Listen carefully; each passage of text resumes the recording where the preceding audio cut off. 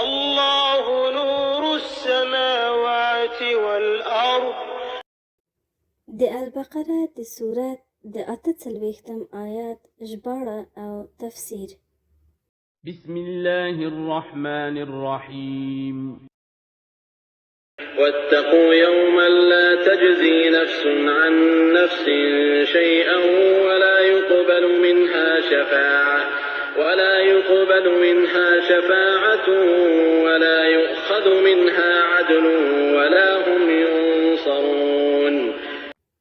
ژباړه او وویریږئ له عذابه د هغې ورځې چې لرې کولی به نشي هیڅ نفس له هیڅ کافر نفس څخه هیڅ شی، یعنی له عذابه، او نه به منل کیدی شي له دغه نفس څخه شفاعت، یعنی سپارښتنه د هیچا، او وابنخلي له دغه نفس څخه بدل، یعنی فدیه، او نه به له دوی سره مدد شي په دفع د عذاب کې.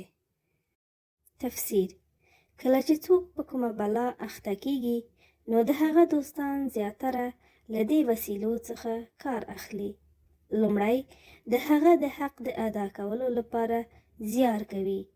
که په دې وسیله کار ونه شو نو د سپارښت په وسیله محنت کوي چې هغه له دې بلا نه وژغوري. که یې په دې سره هم څه له لاسه ونه شو نو خپلو دوستانو او مرستیالانو سره ټولیږي څو د هغه د ژغورلو لپاره څه تدبیر جوړ کړي. که په دې توګه هم څه کار ونه شو نو بیا څه تاوان او فدیه ور وړاندې کوي چې خپل عزیز له هغه بلا نه خلاص کړي.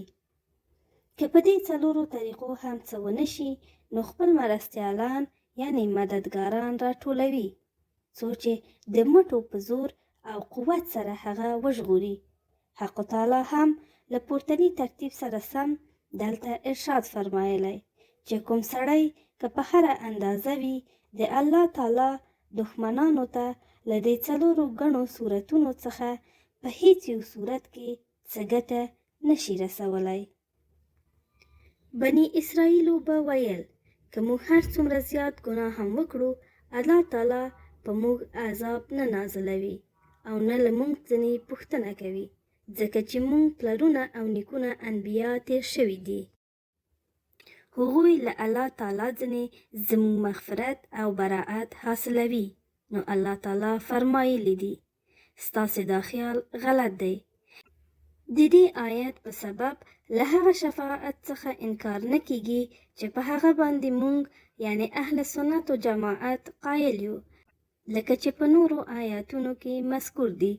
دغه آیت سره د ظاهري تمعیم او نور قرآني آیاتونه لکه د الشعراء سورت د 10 آیت په اساس یوازې په هغه شفاعت پورې تخصیص لري چې شافی یا مشفوع یا شفاعت کې کفر، شرک او یا لمړو څخه شفاعت غوښتل شوی نه وي.